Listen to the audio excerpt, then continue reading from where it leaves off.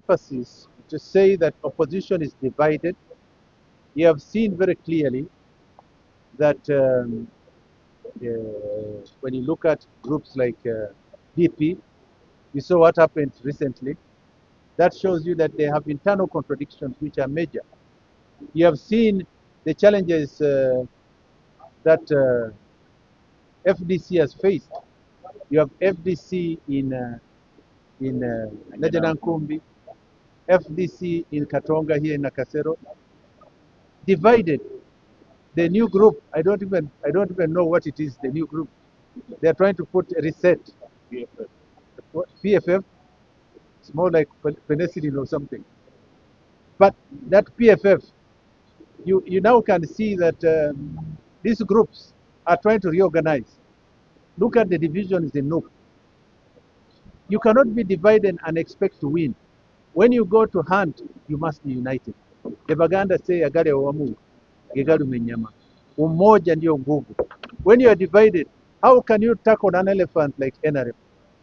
With a strong leadership under General Yoweri Kaguta Museveni, with strong cadres like Capt Mukula, I want to assure you, comrades, we have victory on our side. Let's work together, you the young people, consolidate the party. There will come a time when we step aside, but we are going to build and mentor capacity. China, CCP, the Chinese Communist Party, you don't ascend to the leadership of a party from nowhere. It must be on merit, you must be watched, you must be observed, you must have the capacity and the experience to be at the leadership of the Central Executive Committee of China. Now, some people here want to climb the tree from the top. That cannot happen. If you want, if you want to go to the university and earn a PhD, start from class 1, class 2, go to secondary, go to the university, then get a first degree, master's degree, then you get a PhD. But some people want to go and get a PhD without going through primary 1 or primary 6 or primary 7. What kind of leadership is that? I want therefore to assure you that it's not about biology. It's about ideology, experience, the mindset you have as a person that will bring a strong leadership. United States, China, India are all built on a strong foundation of leadership. And if NRM wants to negotiate itself out of power, you elect leaders who are weak and put them at the pinnacle of leadership of this country. You will not stay in power. Why you want to keep people like Mukula in leadership is to give you an experienced and steady hands to guide and help the president in navigating the future of Uganda. And I want to assure you, my solid support over years from Museveni is what has given us the strong foundation we have. When I went to TESO, there was no NRM in 1996, 95. The whole of TESO was opposition. In 2006, if you recall, NRM lost most of the seats in TESO. 17 members of parliament were from NUP, from FDC. We came back, reorganized in 2011 and 2016, and now you hardly have anybody from FDC in TESO. What does that tell you? We have the capacity. The Swahili says uwezo tunayo, sababu tunayo, na nia tunayo. I want to tell those who are there and those who are my voters and voters around the country, you do not change an experienced player. You do not change a winning team. You do not change a good captain when you are sailing up in the air. We are at a stage where it is strategically critical. We are at crossroads where we must manage the future of this country, and it means that we must manage the transition in time to come to bring in strong leaders that will take over from Museveni. But be very careful in choosing the people that you come in to support President Museveni at this crucial time. And that's why I want to say the vote for Mukula guarantees not only the stability of the party, but the stability of Uganda.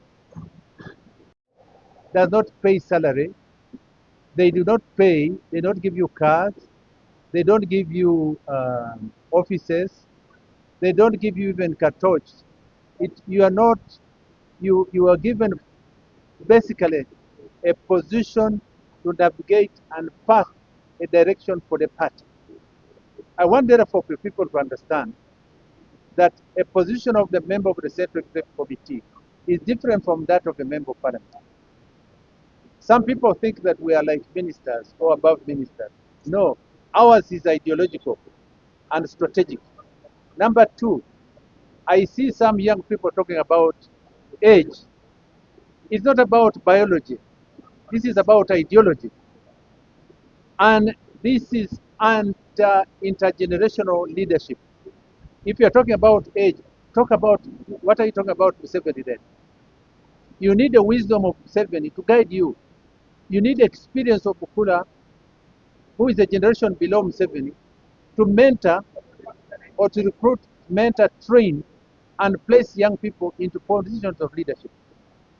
So therefore, mine is to galvanize in the next term, in the manifesto, for example, Bugisu. We need to ensure that we have in Bugisu the University of Science and Technology, which is anchored at Mount Elgon, Elgon Technical. We need in Bugisu to have an increase of value chain for Arabica coffee, like the one in Ntugam. We want to see in Bugisu, for example, a stadium. It's only Eastern which does not have a stadium. The North has got a Kibwa, Hoima has got, the West has got Hoima Stadium, which is about to be completed. Uganda here, or the Central, has got a number of stadiums which are quite attractive. It's only East which doesn't have a stadium. We must fight for that, both in Bugisu and in Busoga. We must ensure that we address the needs of our people. Poverty is so rampant in Busoga. We must ensure that we put a special program under the manifesto for Busoga to address the needs of land. Avocado is now the day, and fishing. We must provide alternative positions for the young people. So my next drive in time to come, among many other things, because my responsibility is going to be is the East, not the other regions, but collectively to ensure that we support ideas and strategies that develop the whole of Uganda. And that is going to be my main theme in the Central Executive Committee. But most important is to help General Yoweri Kaguta Museveni fight to transform this country, especially corruption that he mentioned the other day. Tomorrow is going to be nominated. We must also ensure that we address the issues that pertains to the African Union, the East African political integration. Whilst President Museveni is here, we must bring in what you call the coalition of the willing. Countries, even if we started with one or two countries or three, a coalition of the willing is the beginning of a journey. Mao Zedong said, a journey of 1,000 kilometers starts with one step in the right direction. What am I talking about?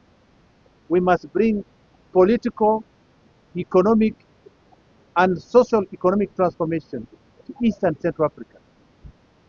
That cannot be done if we don't have peace and stability.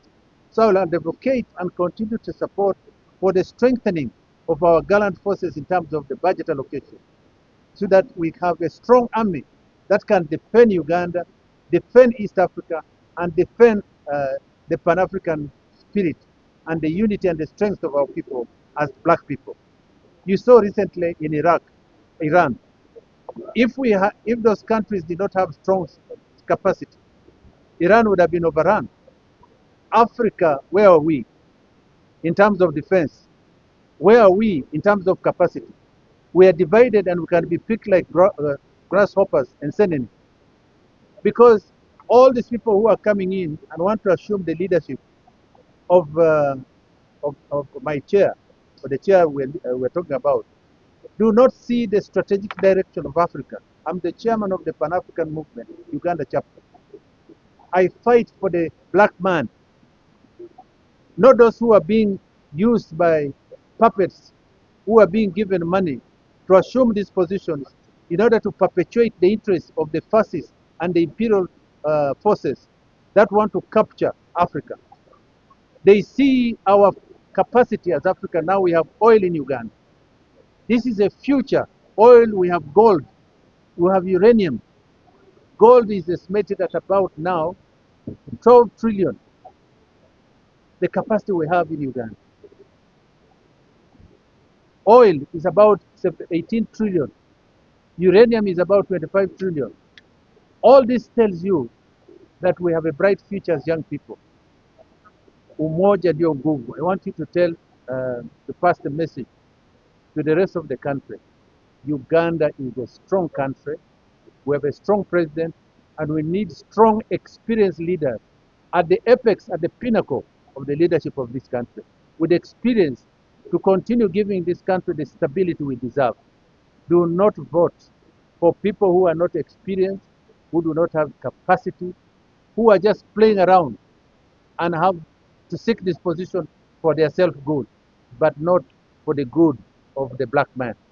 I want therefore to assure you that we are very solid, and I want to thank those who supported us today, from the north to the south, east to the west, who came in large numbers, that we are very grateful to you, and continue this way. Victory is in our direction.